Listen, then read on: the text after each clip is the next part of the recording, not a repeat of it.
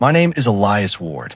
I'm 41, and for 11 years I signed my name to things I had actually checked. That's the whole job in one sentence. I'm a compliance coordinator at a structural steel supplier. When a batch of steel leaves our yard, somebody has to certify that it is what the paperwork says it is, the grade, the heat number, the test results. That certification carries my electronic signature. Contractors build things on top of it. So when I opened my laptop on a Tuesday in March and found a mill test report with my signature on it for a batch I had never inspected in a plant I had not been inside in 6 weeks, I thought it was a glitch. I sat there for a while and let myself believe it was a glitch. Then I opened the audit log. Every electronic signature leaves one, a timestamp, an IP address, a user session. It's not hidden. It's just something nobody looks at because nobody has a reason to. The signature was applied at 6:52 in the evening on a Thursday. I know exactly where I was at 6:52 that Thursday. I was in my daughter's school in a folding chair watching a 4th grade production about the water cycle. The IP address belonged to a workstation on the 2nd floor. And I knew whose desk that was because he's the one who taught me the job. Most people assume an electronic signature is the weak version of a real one. It isn't. Under federal law, it carries the same legal weight as ink. And it comes with something ink never had, a log. Who signed? For what device? Now it's second. That log is about to be the only thing standing between this man and a felony. This story is fiction. The paperwork is real. Ronan Petrakis hired me in 2015. He was 51 then, quality manager, 26 years in steel, and he had a way of explaining things that made you feel smart instead of stupid for having asked. He taught me heat numbers. He taught me why you never sign off on a report you didn't read line by line, even when it's 4:40 on a Friday and everyone is waiting on you. He said something to me in my first month that I still repeat to people. He said, "The signature isn't a formality.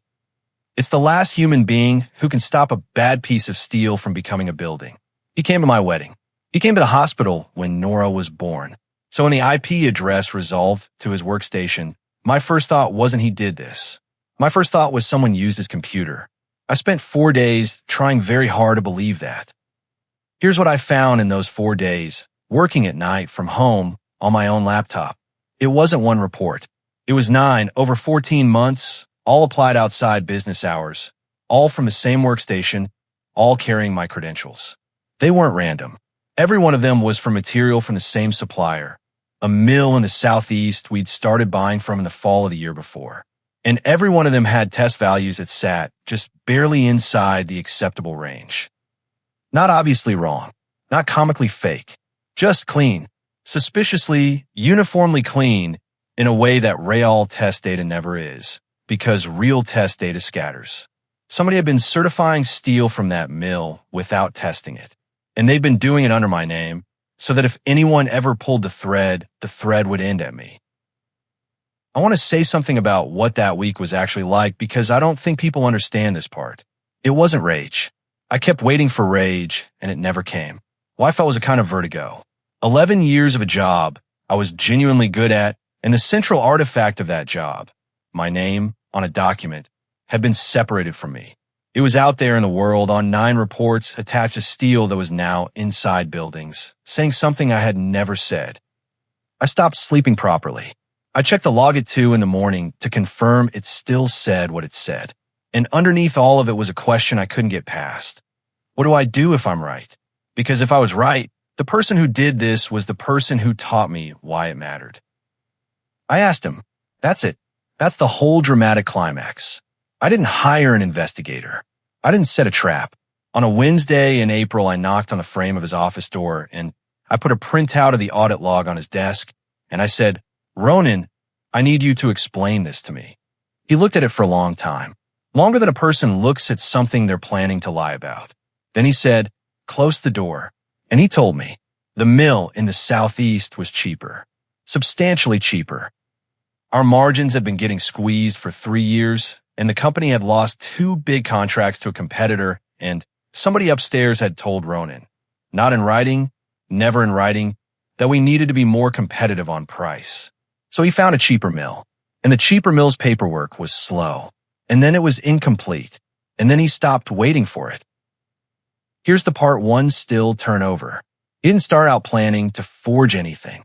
It started with one report where the mill's test data was late and the truck was already loaded and a job site was waiting, and he was sure that the steel was fine, and it probably was.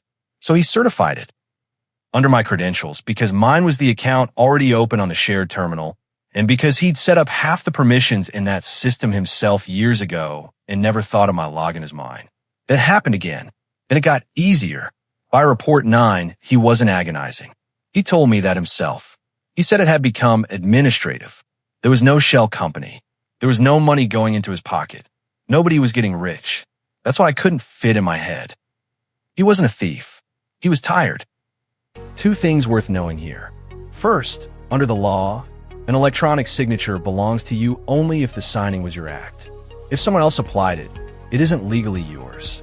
The audit log is what proves that. It's also the only thing that proves it. Second, a lot of people assume using a coworker's login is automatically a federal computer crime. After a 2021 Supreme Court decision, that's narrower than most people think. The real exposure here is forgery and fraud under state law, which matters because it changes who Elias has to talk to. Ronan asked me to give him 2 weeks. He said he'd stop, he'd go back through the 9, he'd get real test data from the mill retroactively. He'd fix it quietly, and nobody would have to lose a job over something that his words hadn't hurt anybody.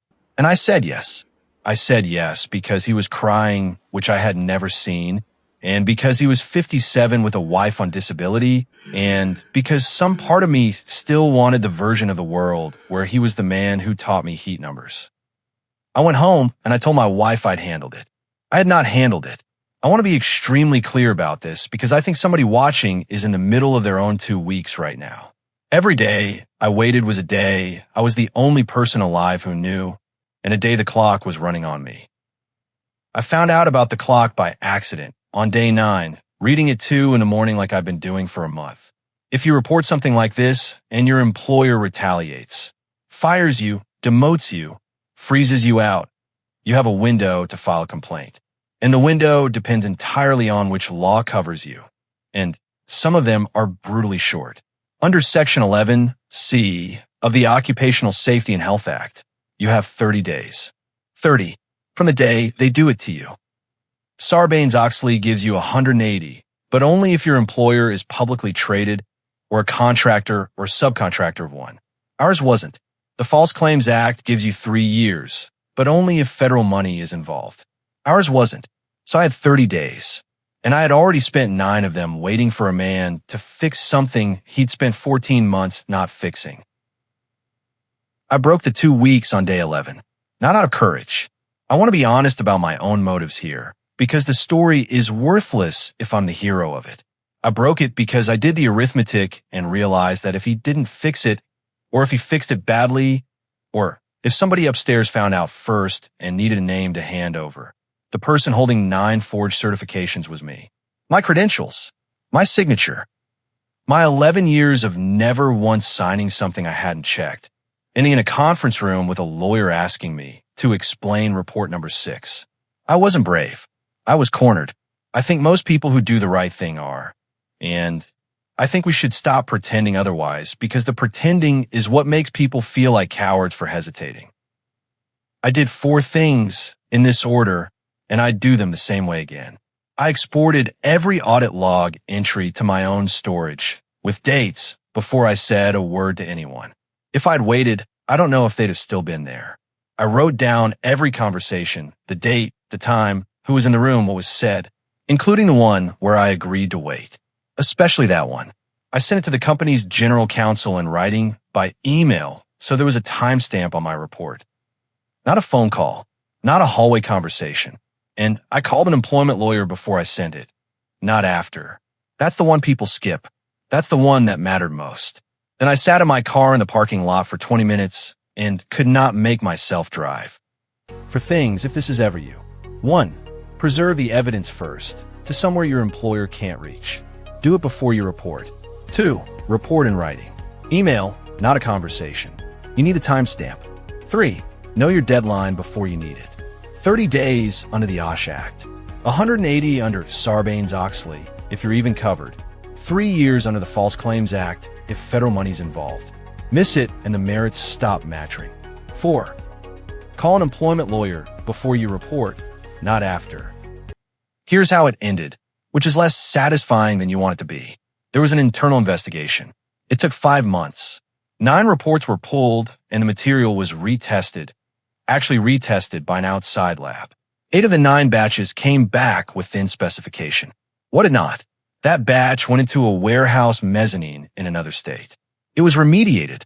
It cost the company a great deal of money, and it did not make the news because nothing had failed and nothing had fallen.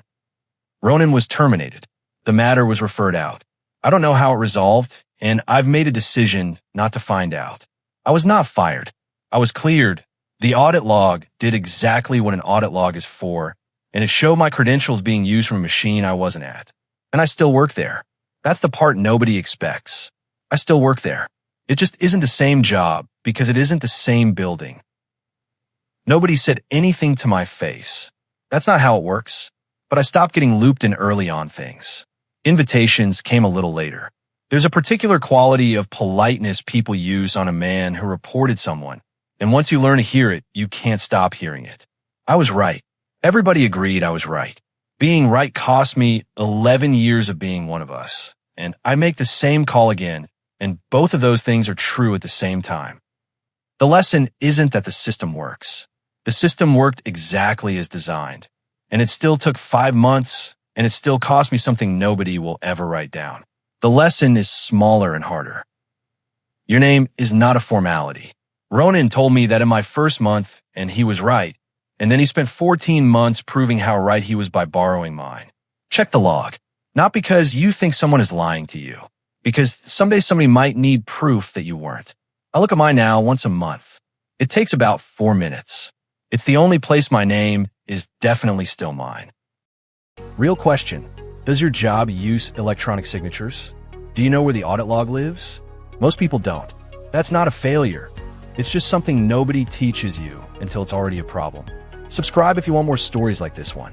Go beyond thin walls.